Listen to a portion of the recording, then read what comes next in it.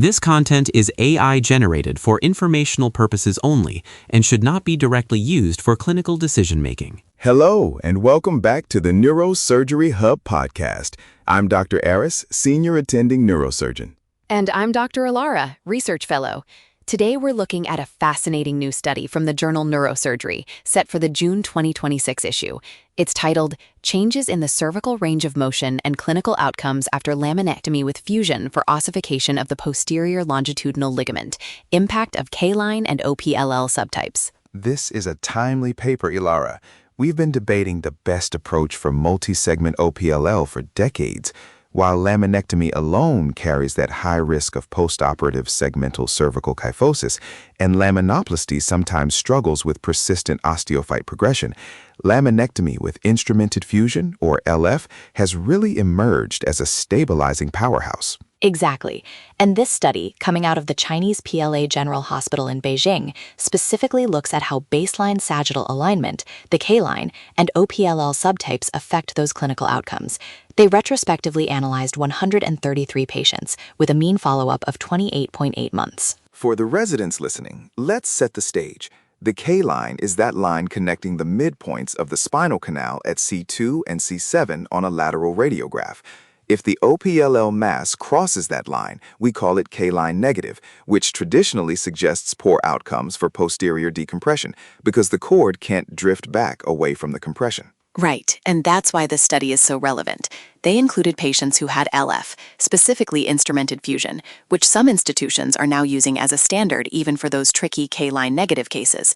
Their inclusion criteria were strict. They needed complete imaging pre-op, immediately post-op, and at the 24-month mark. They even excluded anyone whose lower instrumented vertebra went down to T1 or lower to keep the ROM data focused on the cervical spine itself. Let's get into the meat of the results. What did the clinical outcomes look like across the board? Across all 133 patients, the neurological improvement was significant. The mean Japanese Orthopedic Association, or JOA score, improved from 9.2 preoperatively to 12.8 at follow-up. That's a p-value less than 0.001, and more importantly, it exceeded the minimum clinically important difference, or MCID. That's a solid recovery.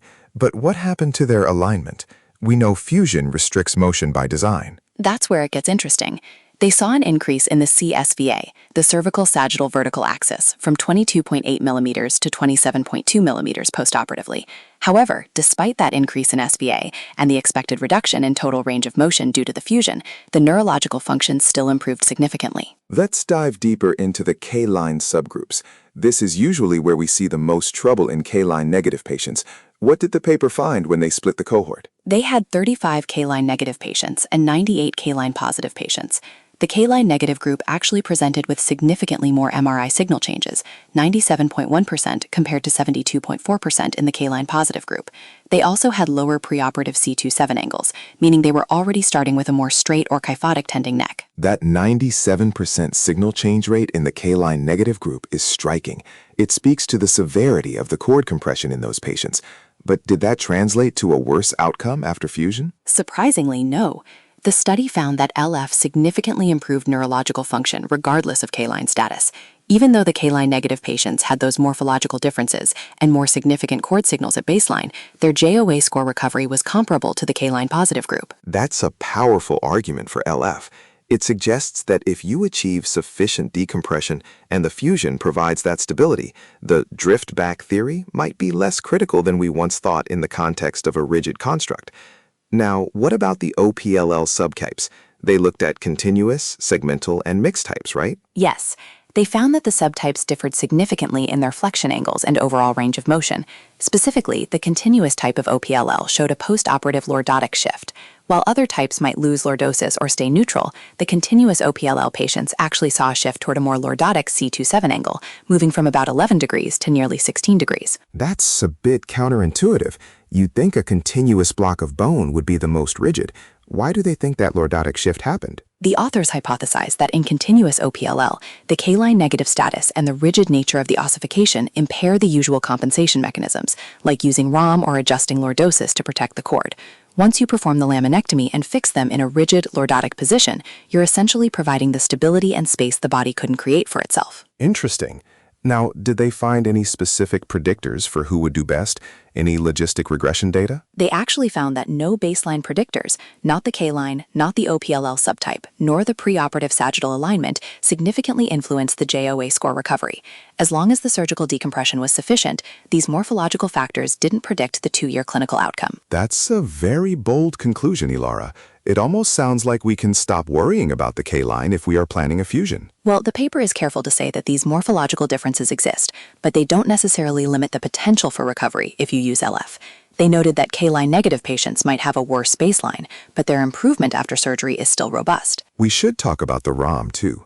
For residents and fellows, preserving motion is always the goal, but here we are intentionally taking it away with fusion. How much motion did these patients actually lose? The total ROM decreased significantly, which is expected with instrumented fusion. Preoperatively, the mean ROM was about 32 degrees, and it dropped to about 24 degrees. But the key takeaway from the paper is that this loss of motion didn't negatively impact the myelopathy recovery in the short term, meaning out to 2 years. It's the classic trade-off, stability and decompression versus mobility. In OPLL, where the disease is progressive and the ligament is unstable, stability often wins. Did the authors mention any limitations? Of course. It's a retrospective study from a single center, and while 28 months is a decent follow-up, it's not long-term in the world of spine surgery. We'd want to see if that increased CSVA leads to adjacent segment disease 5 or 10 years down the line. Exactly. That CSVA increase from 22 to 27 millimeters is something to watch. Even though it didn't hurt their JOA scores now, sagittal malalignment is a known tax on the cervical musculature. One other thing to highlight for our listeners is the mobility assessment score, or MASS, mentioned in the study.